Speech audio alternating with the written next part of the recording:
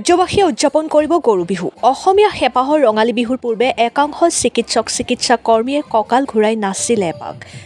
থেচিস্কোপ কিংবা অক্সিমিটাৰৰ পৰিৱৰ্তে হাতত তুলি ল'লে মাইক্ৰফোন। আনন্দ ল'লে প্ৰাক বহাগী উৎসৱৰ। উত্তৰ গুৱাহাটী GNRC চিকিৎসালয়ে আয়োজন কৰে প্ৰাক বহাগী উৎসৱ।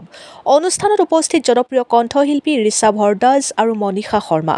এটাৰ পিছত এটাকৈ জনপ্ৰিয় গীতেৰে মন মোহিলে দৰ্শকৰ। বিহুৰ সময়তো মানৱ সেৱাৰ সৈতে জড়িত থাকি আপোন ঘৰখনৰ পৰা দূৰত থাকি চিকিৎসক, নাৰ্ছ তথা চিকিৎসা কৰ্মীসকলক বিহুৰ আনন্দ দিয়াৰ লক্ষ্য GNRC কৰ্তৃপক্ষৰ। সমান্তৰালকৈ ৰোগীৰ আত্মীয়সকলেও বিহুৰ আনন্দ লাভ কৰে চিকিৎসালয়খনত আয়োজিত এই প্ৰাক বহাগী উৎসৱত। Bureau report, Arunoday Assam.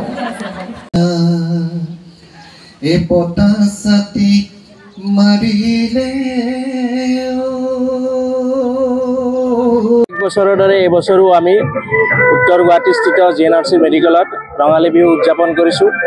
এই ৰঙালী বিহু উদযাপনৰ উদ্দেশ্য হৈছে আমাৰ হস্পিটেলত যিসকল ৰোগী বা ভৰ্তি হৈ থাকে বা তেখেতসকলৰ এটেণ্ডেণ্টসকল থাকে, তেখেতসকলে যাতে ৰঙালী বিহুৰ উৎসাহ উল্লাসৰ পৰা বঞ্চিত নহয়, সেই উদ্দেশ্যে আমাৰ এই হস্পিটেলত প্ৰত্যেক বছৰে আমি ৰঙালী বিহু উদযাপন কৰি আহিছোঁ।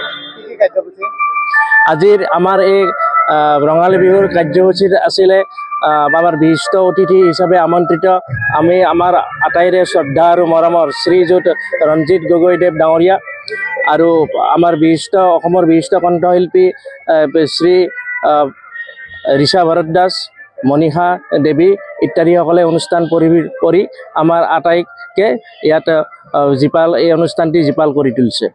অসমীয়াবিলাকৰ মন মগজুত কোনোবাখিনি নহয় কোনোবাখিনিত সদায় বিহু এটা সোমাই থাকে। তাতেই যেতিয়া বহাগ আহে কোনোবাখিনি যেন ওলাই আহিবলৈ বিচাৰে। আমিও GNRCৰ কৰ্মচাৰী আৰু স্থানীয় ৰাইজৰ সহযোগত ইয়াত বিহু উদযাপন কৰিবলৈ গৈছোঁ। বিহু আহিবলৈ আৰু 2টা দিন বাকী আছে, সেয়ে আমি ইয়াক নাম দিছোঁ প্ৰাক ৰঙালী বিহু। আৰু এই প্ৰাক ৰঙালী বিহুত আমাৰ সকলো কৰ্মচাৰীয়ে আহি পেলাই ইয়াত সহযোগ কৰিছেহি।